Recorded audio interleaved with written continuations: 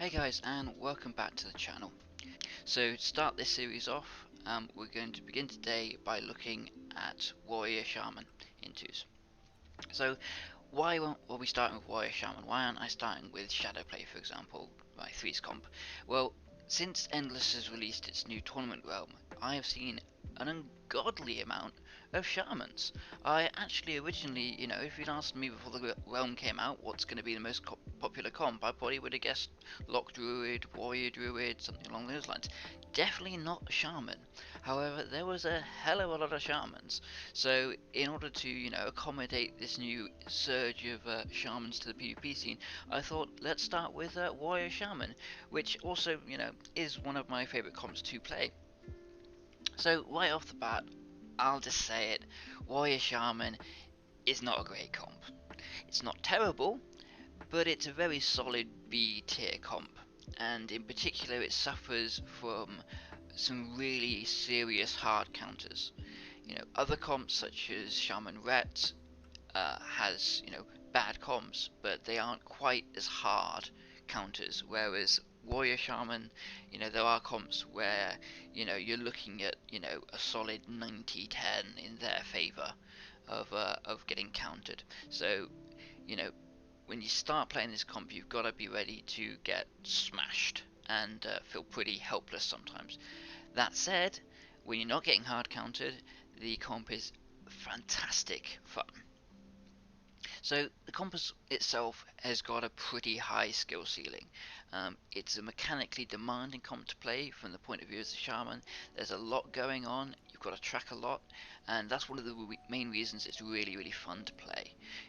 You can always improve with the comp, and it's incredibly rare to play a match, look back and think, yes, I played that perfectly. There's always something you can do a little bit extra, and as a result, I think that's one of the real appeals of the comp, that you can just always keep improving.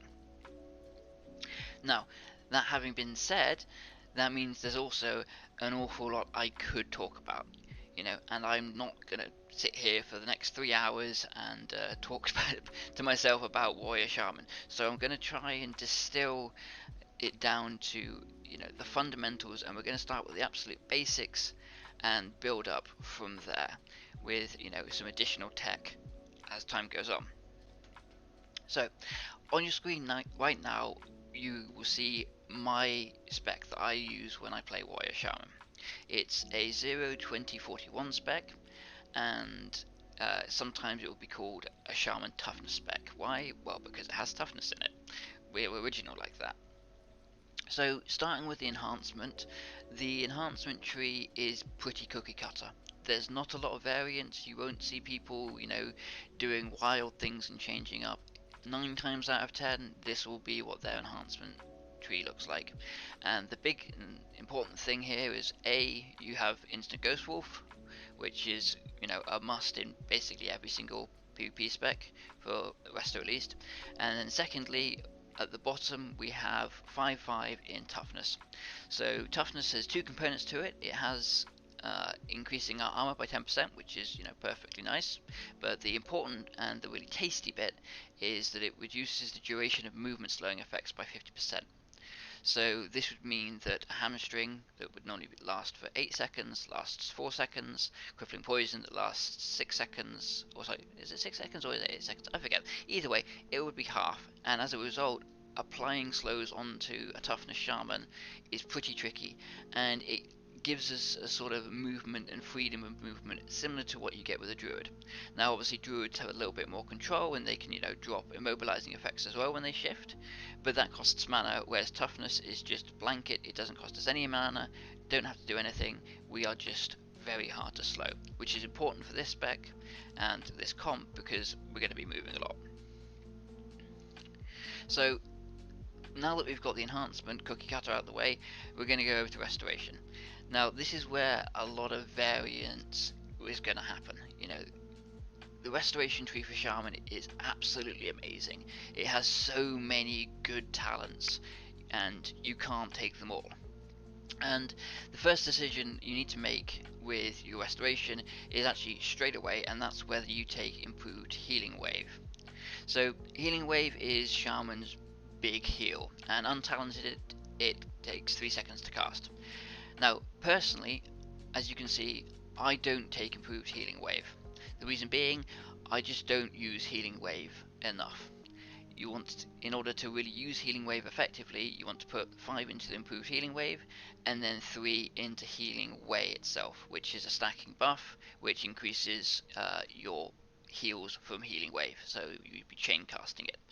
Now, stylistically, I don't use healing wave.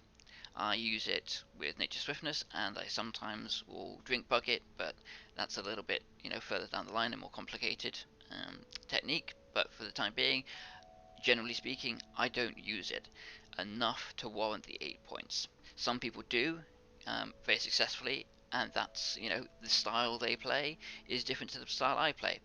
What you want to do yourself is, I would say, play the comp, try it with improved healing wave and healing way, and try it without. If you find yourself simply not using the spell very often, it's probably not worth the 8 talent points. So now that we've got that out of the way, we're going to jump back down to the next sort of choice or variance you'd see in specs, and that's how many points in Nature's Guidance. So Nature's Guidance gives us melee and spell hit, and in PvP we want 3% spell hit. So in Season 1 it's actually quite hard to get spell hit because there's not spell hit gems in the game. So if we have no spell hit at all, then we need to put 3 points into Nature's Guidance. As you can see in my spec, I have 1, and the reason for this is that I get spell hit enchanted on my gloves, and then I also use the epic PvP ring from Spirit Shards from Terakar Forest. Those two, coupled with 1 point in Nature's Guidance, gives me the 3% that I need, and that's me capped. You really 100% need to be spell hit capped. You do not want to be seeing resists on your shocks, for example. It's game breaking, you will lose because of it, unfortunately. So you want to always make sure you have the 3%. When you're starting out, you might have to put 3 points in Nature's Guidance, in which case you drop them from Tidal Mastery, which is the talent just below it, and then swap it around depending upon your gear. The next point of contention maybe is Healing Grace, which is reducing the threat from your healing spells. Doesn't matter to us. What's significant to us is the second part, which gives us a chance to resist on dispels. Now, it's only 30%, and you might think, oh, 30% for 3 talent points, is that really worth it? Again, it's a stylistic choice or personal choice. I think it is. Every time a priest casts Dispel, that's 270 mana that they're using to do that. And if you can resist even once, that's then 500 mana they've just spent dispelling you. And the most important aspect for this is to keep Earth Shield on yourself. If you're being focused and playing Warrior Shaman, you will be focused a lot, particularly by rogues, warriors. You have to have Earth Shield on yourself. If you don't have Earth Shield on yourself, you've only got 70% chance to resist pushback, and getting casts off will be a nightmare. You won't be able to fake cast properly because you can't control it, etc, etc. So you really want to make sure you have Earth Shield on yourself, and if all that's happening is you put it on yourself and it instantly gets dispelled, then that's just not a good time, and as a result I really do value these 3 points. So finally, the sort of big point of variance from my spec compared to others is I don't have Mana Tide Totem. Personally, in 2v2 with a warrior, I think Mana Tide is just useless. It takes 6 points to get.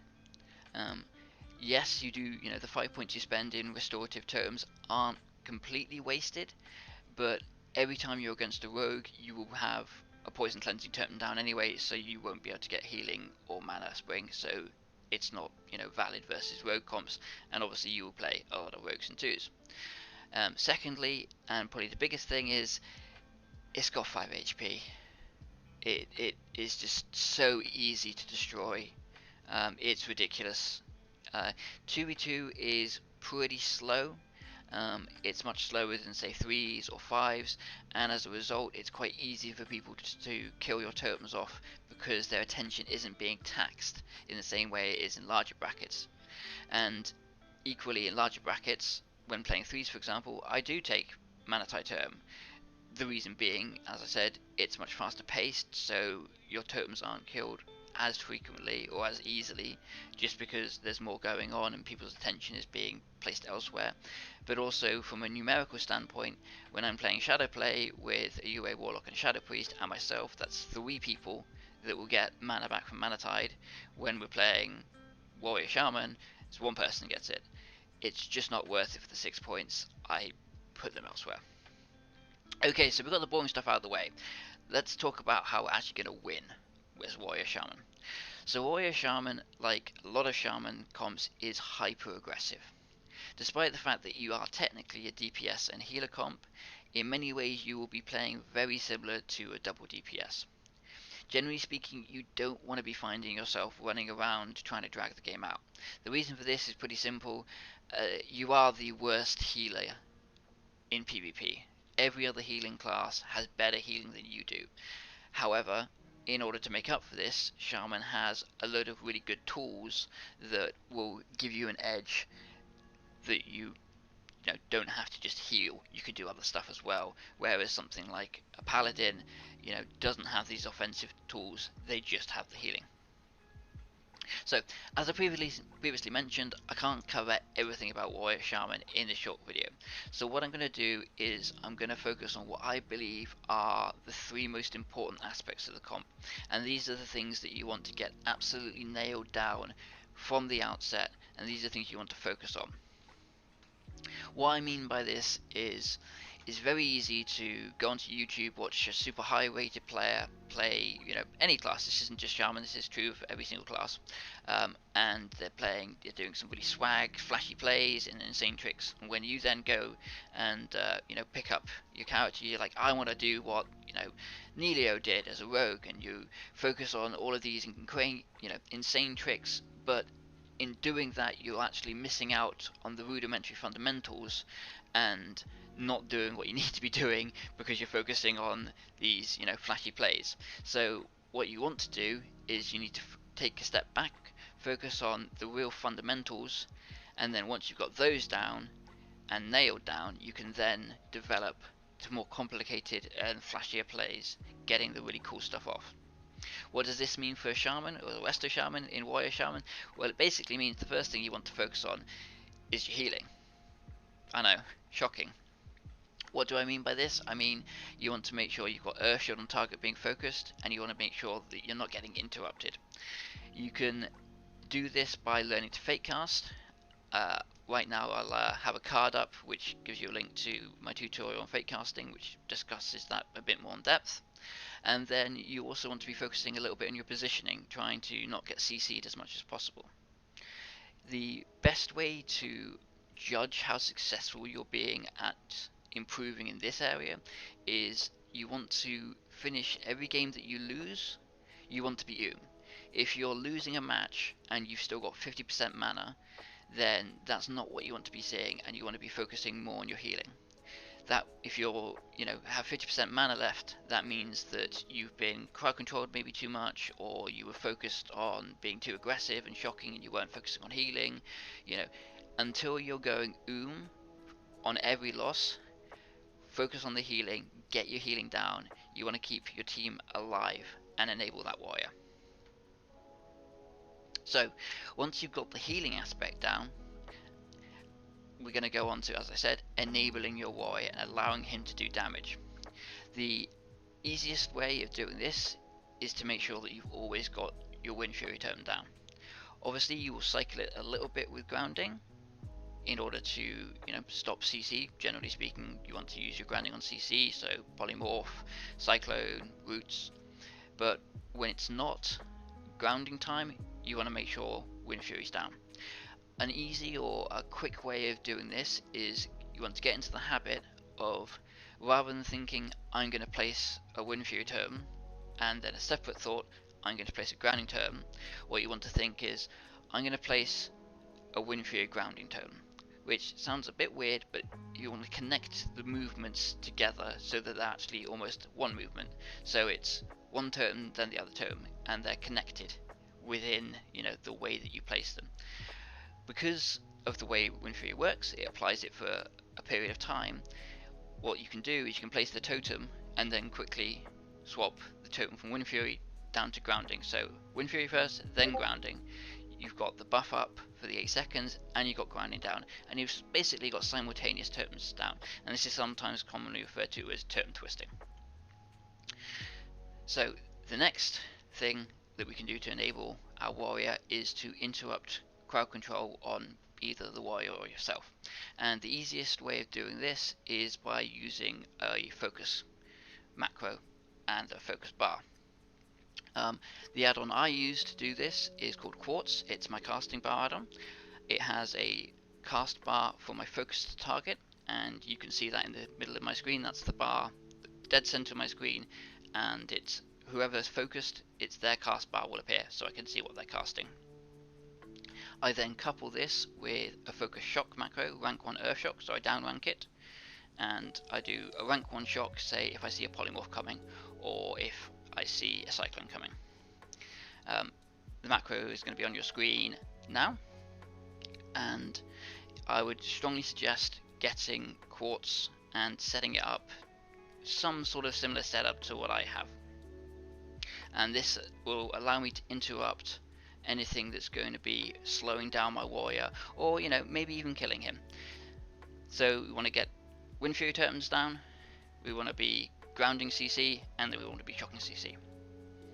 So the final point that I'm going to discuss with you guys today is that the importance of Tremor Totem.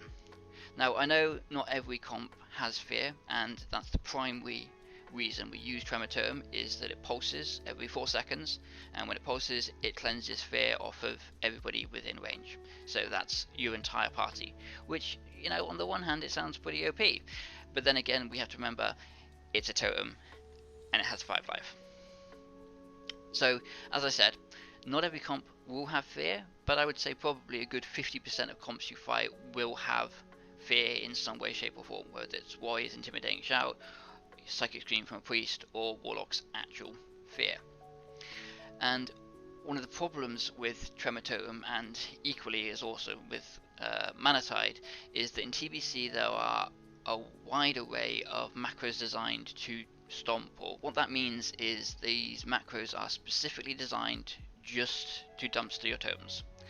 The most powerful of these kinds of macros are pet macros. So warlocks and hunters will have a macro, it's one button, and it will mean that their pet will just automatically run around the entire map, killing every single one of your totems one by one. And because the pets aren't on their GCD, so it doesn't matter, they can literally spam these macros, and the entire time the pet will just be running around all by itself, almost like a robot, just killing totem, not totem, not totem. And as a result, maintaining your Tremor Totem down, and to a lesser extent your Wind Fury Totem, maintaining those down is incredibly tricky. And this is why it takes practice, and this is why I'm saying focus on this early on in your development of playing Shaman and Warrior Shaman. Keep your totem down. Again, similar to with interrupts, this can be heavily assisted with add-ons. The add-on I use for this is Totem Timer. It's the 4 totem boxes on my screen just below my unit frame, and that obviously shows when my totems are up, and when they've been destroyed it greys out, and as a result I can get a better sense of which totems I have down and which I need to be replacing. So the next thing you want to make sure is that your totem's bound. So Tremor Totem for me is bound on 4. It's obviously a very good bind, but you press it an awful lot.